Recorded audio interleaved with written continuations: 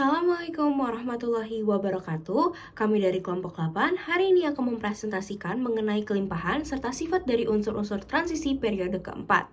Sebelumnya, perkenalkan nama saya Lutfia Faranisa Barsa dari absen 20. Nama saya Batara Maranti Putranto dari absen 6. Nurul dari absen 31. Nama saya Muhammad Habib Pinitra, absen 22. Nama saya Andrew Suryo Laksono dari nomor absen 3. Pertama-tama pasti kalian semua bertanya-tanya, apa sih unsur transisi periode keempat? Nah, unsur transisi periode keempat adalah unsur-unsur kimia pada baris keempat tabel periodik unsur dengan elektron valensi berada pada kulit keempat atau subkulit D.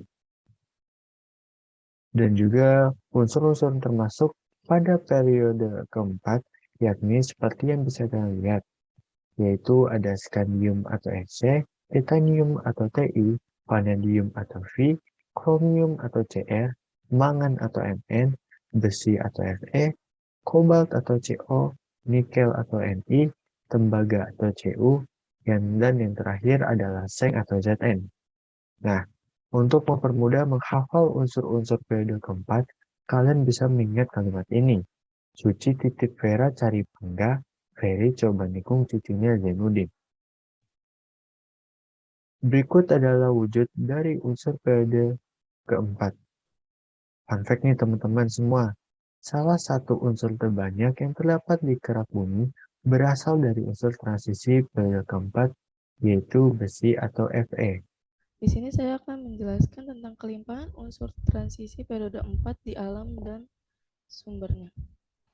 Yang pertama ada scandium. Kelimpahan scandium di kulit bumi sekitar 0,0025%. Di dalam scandium terdapat hanya sedikit bersama dengan unsur-unsur lantanida. Logam ini ditemukan pada mineral troglodyte, Sc2, Si2O7, dan yang kedua ada titanium. Kelimpahan titanium di kulit bumi cukup banyak, sekitar 0,6%. Ditemukan pada mineral rutil, TiO2, yang terdapat di biji besi sebagai ilmenit, FeTi2O3, dan titanit. Yang ketiga ada vanadium. Vanadium di kulit bumi terdapat 0,02%.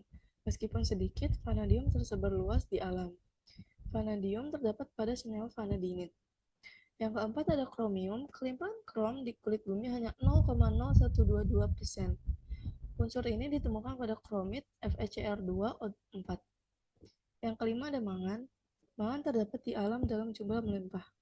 Mangan bisa ditemukan pada biji berupa pirulosit atau batu kawit MnO2, rhodochrosite MnCO3, manganit, psilomelan, dan diperkirakan cadangan Mn terbesar terdapat di dalam lautan.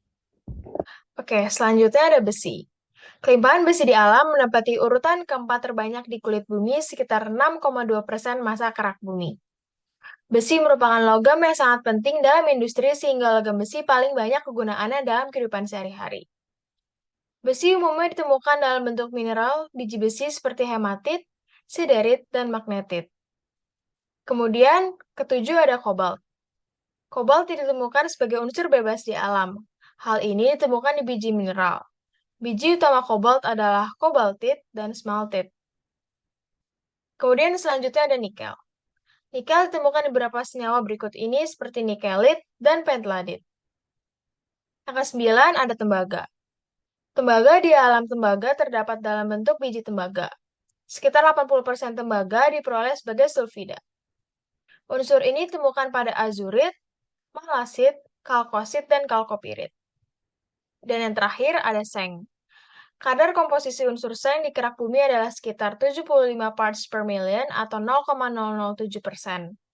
Hal ini menjadikan seng sebagai unsur ke-24 paling melimpah di kerak bumi. Unsur ini ditemukan pada smithsonite, sphalerite, willemite, dan zincite. Selanjutnya, kita akan membahas mengenai sifat-sifat unsur transisi periode keempat. Yang pertama ada sifat periodik, di mana jika sesuai periode dari atas ke bawah untuk jumlah elektron valensi, energi ionisasi, sifat asam, sifat oksidator, dan keelektronegatifan akan berkurang. Sedangkan dalam golongan dari kiri ke kanan akan bertambah. Lalu sebaliknya untuk jari-jari atom, daya hantar, sifat logam, sifat basa, dan sifat reduktor. Selanjutnya, di sini kita bisa lihat tabel dari sifat periodik unsur transisi periode keempat, di mana di jari-jari atom ini angkanya tidak menentu dikarenakan pengisian dari subkulit D atau subelektron valensi terluarnya. Lalu ada sifat-sifat unsur transisi periode 4, yaitu sifat fisika. Yang pertama adalah memiliki titik leleh dan titik didih yang tinggi. Ikatan logam pada unsur-unsur golongan transisi sangat kuat, maka titik leleh dan titik didihnya akan semakin tinggi. Lalu kedua ada bersifat logam, yaitu karena ikatan logam yang kuat, karena setiap atom logam mampu melepaskan sejumlah elektron, sehingga atom logam bermuatan positif. Sedangkan elektron dapat bergerak bebas sepanjang struktur logam. Proses pelepasan elektron ini disebut dengan delokalisasi elektron. Lalu ketiga ada sifat magnetik. Yang pertama diamagnetik, seperti seng, yaitu tidak dipengaruhi medan magnet. Lalu ada paramagnetik, yaitu skandium, titanium, vanadium, krom, mangan, dan tembaga, yaitu sedikit dipengaruhi medan magnet. Lalu terakhir ada ferromagnetik, yaitu besi, kobalt, dan nikel, yaitu banyak mempengaruhi medan magnet.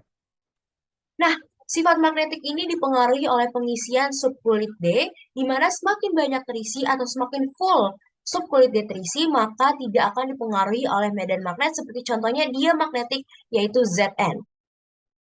Lalu selanjutnya adalah sifat kimia, di mana ada kereaktifan, di mana unsur transisi periode keempat ini memiliki harga potensial yang negatif, kecuali Cu atau tembaga, di mana untuk potensial harganya itu ada di positif 0,34. Lalu dapat larut dengan asam, non-logam, serta halogen, yaitu FCl, Br, dan I. Lalu untuk sifat kimia selanjutnya adalah bilangan oksidasi. Nah, bilangan oksidasi di sini unsur transisi periode keempat memiliki berbagai macam bilangan oksidasi. Jadi dalam satu unsur, contohnya titanium, bisa memiliki 3 macam bilox atau bilangan oksidasi sepertinya plus 2, plus 3, dan plus 4. Lalu di sini saya akan memberitahu cara kita menentukan bilox dari unsur transisi periode keempat, di mana unsur transisi periode keempat tidak hanya memiliki satu bilangan oksidasi, melainkan bisa 2, 3, hingga 4 bilangan oksidasi. Nah, jika kita ingin mencari minimumnya, kita bisa menggunakan elektron tunggal pada blok D, dan untuk maksimumnya kita bisa menggunakan elektron tunggal pada blok D, kita tambahi 2. Nah, kita ambil contoh di sini ada titanium, di mana di subkulit terluarnya itu 3D2. Berarti untuk minimalnya adalah plus 2 bilangan oksidasi, sedangkan untuk maksimalnya kita akan tambahi 2 ditambah 2, karena subkulit di D di sini adalah 2. Jadi totalnya ada 4. Berarti untuk range-nya ada di angka 2 hingga 4, yang menjadikan maksimal bilangan oksidasi dari titanium adalah plus 2, plus 3, dan plus 4. Selanjutnya bisa membentuk ion kompleks, yaitu kation kompleks, anion kompleks, dan kompleks netral. Selanjutnya, saya akan menjelaskan lebih lanjut mengenai senyawa kompleks, di mana terdiri atas ion, kation, dan anion. Untuk kation sendiri bermuatan positif dan anion bermuatan negatif. Kita ambil contoh, di sini ada senyawa FeH2O6 3+, di mana Fe di sini merupakan atom pusat, lalu H2O merupakan ligan, 6 merupakan bilangan koordinasi, dan 3+ merupakan muatan. Nah, di sini muatan ligan itu terbagi menjadi 2, yaitu netral dan bermuatan. Untuk netral sendiri terdiri seperti contohnya ada NH3, H2O, dan untuk yang bermuatan contohnya seperti F-, Cl-, I-, dan lain-lainnya. Selanjutnya dari sifat kimia ada ion warna. Nah, dalam satu unsur bisa terdapat berbagai macam warna karena dipengaruhi oleh bilangan oksidasi. Sepertinya contohnya titanium plus 3 yang berwarna ungu, vanadium plus 2 berwarna ungu, sedangkan di plus 3-nya berwarna hijau. Untuk lebih lanjut, berikut adalah tabel warna penyebaran warna dari unsur transisi periode keempat. Sekian presentasi dari kelompok kami, kurang lebihnya mohon maaf. Wassalamualaikum warahmatullahi wabarakatuh.